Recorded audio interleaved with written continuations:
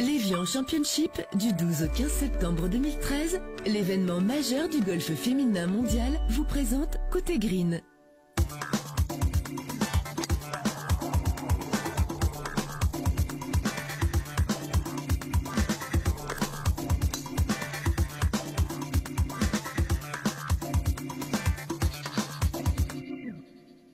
Bonjour à tous et bienvenue dans ce magazine Côté Green. Comme vous le voyez bien sur ces images, le temps n'est pas encore au beau fixe, mais nous avons eu l'occasion, malgré tout, de rencontrer à Évian le grand patron, le PDG de Danone, Franck Ribou, qui est également le président de l'Évian Championship, le tournoi majeur féminin, qui aura lieu ici même du 12 au 15 septembre. Franck Ribou nous explique pour commencer la passion qu'il a depuis quelque temps pour le golf. Moi j'ai découvert assez tard, j'ai découvert vers 29-30 ans. Bon, mes parents jouaient au golf depuis toujours, mais bon, j'étais plus turbulent qu'autre chose, donc le golf n'était pas forcément le sport qui m'attirait le plus. Mais je connais ce sport depuis très longtemps. Et en fait ici, dans les activités économiques du groupe Danone, il y a les hôtels, le casino et le golf. Et le fait que la marque Évian fasse partie du groupe entraîne avec elle le fait que nous avons un cahier des charges à respecter avec la ville d'Évian quant à son animation.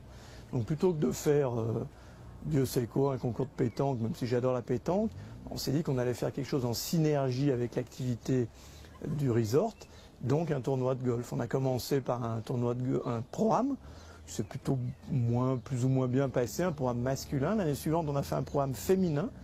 Et là, ça s'est très bien passé parce qu'on a découvert un autre aspect du sport, une relation plus détendue avec les championnes, une disponibilité de leur part, etc. Et puis surtout une accessibilité, il faut le dire, qui était plus à notre niveau. Donc on a démarré comme ça le tournoi féminin. Et puis après, vous savez, c'est pas une question de sport route, ça relève de l'éducation. Si on fait quelque chose, on essaye toujours de le faire le mieux possible. Puis on se prend au jeu, puis on se dit après tout, on peut être un des meilleurs de France, et puis après on essaye d'être le meilleur d'Europe, et puis on se dit on va essayer d'être le meilleur du monde. Puis c'est ça qui nous fait avancer. Et puis finalement, comme vous l'avez dit en introduction, on a démarré de rien avec une bande de copains, et on finit avec un tournoi major quelques années après. Donc on en est assez fiers.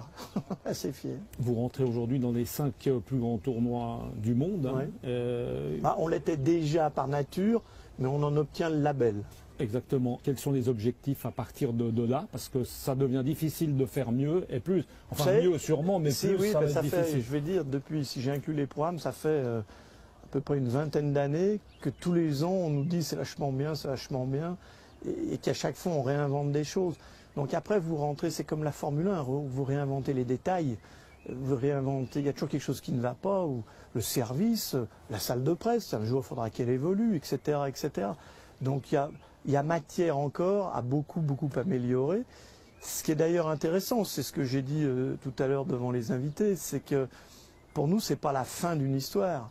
C'est au contraire un nouveau coup de pied au derrière pour repartir. Et ce qu'on a annoncé sur le fait qu'on voulait développer une filière et vraiment apporter ce qu'on pouvait apporter à la filière de formation de tous les métiers liés à l'entretien des parcours, etc.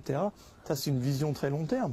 Parce que si vous améliorez la filière, vous allez en plus améliorer l'employabilité de tous ces jeunes qui veulent faire ces métiers, améliorer leurs compétences, donc vous allez améliorer la qualité des parcours, donc vous allez améliorer l'attractivité des golfs en France.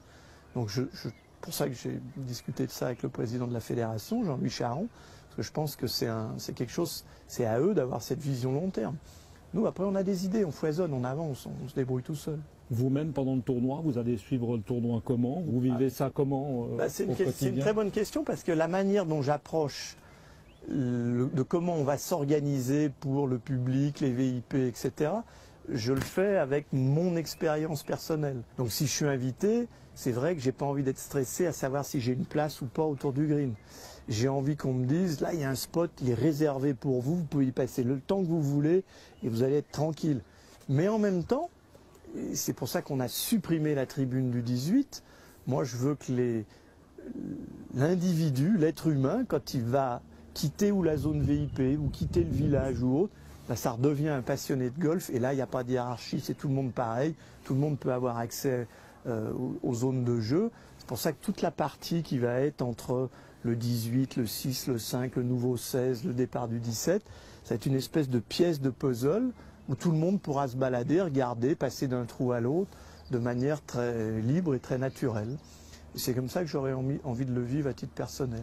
Alors c'est un peu plus compliqué pendant le tournoi, mais j'arrive encore à m'échapper. Je mets un faux nez, une fausse barbe et puis personne ne me voit.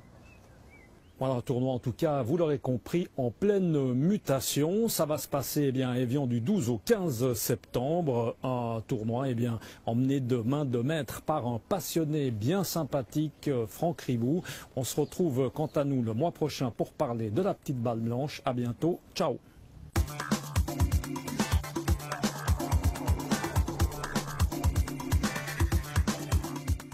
C'était Côté Green avec l'Évian Championship du 12 au 15 septembre 2013, l'événement majeur du golf féminin mondial.